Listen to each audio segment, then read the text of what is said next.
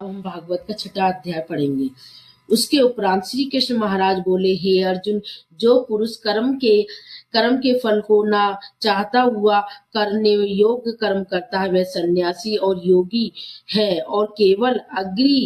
अग्नि को त्यागने वाला सन्यासी योगी नहीं है, तथा केवल क्रियाओं को त्यागने वाला भी सन्यासी योगी नहीं है। नंबर 1, इसलिए अर्जुन, जिसको सन्यास कहते हैं उसी को तू योग ज्ञान, क्योंकि संकल्पों ने त्यागने वाला कोई भी पुरुष योगी नहीं होता। नंबर 2, समात्वम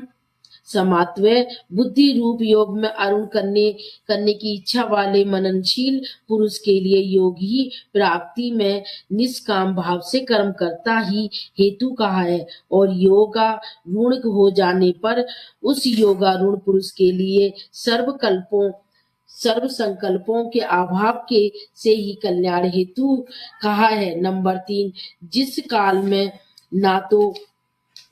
में ना तो इंद्रियों के भोगों से असक्त होता है तथा ना कर्मों में ही असक्त होता है, उस काल में सर्व संकल्प को त्यागी पुरुष योगारूढ़ कहा जाता है। नंबर 4, यह योगारूढ़ता कल्याण में हेतु कही है, इसलिए मनुष्य को चाहिए कि अपने द्वारा अपना संसार समुद्र के उद्धार करे और अपने आत्मा को अधोगति में ना पहुंचावे, क्योंकि वह जीवात्मा आप ही तो अपना मित्र है और आप ही अपना शत्रु, अर्थात कोई दूसरा शत्रु या मित्र नहीं है। नंबर 5, जो उस जीवात्मा को आप ही मित्र हैं कि जिस जीवात्मा द्वारा मन और इंद्रियों सहित शरीर जीता हुआ है, उसके द्वारा मन और इंद्रियों सहित शरीर में नहीं जीता गया, उसका वह आप ही शत्रु के सदृश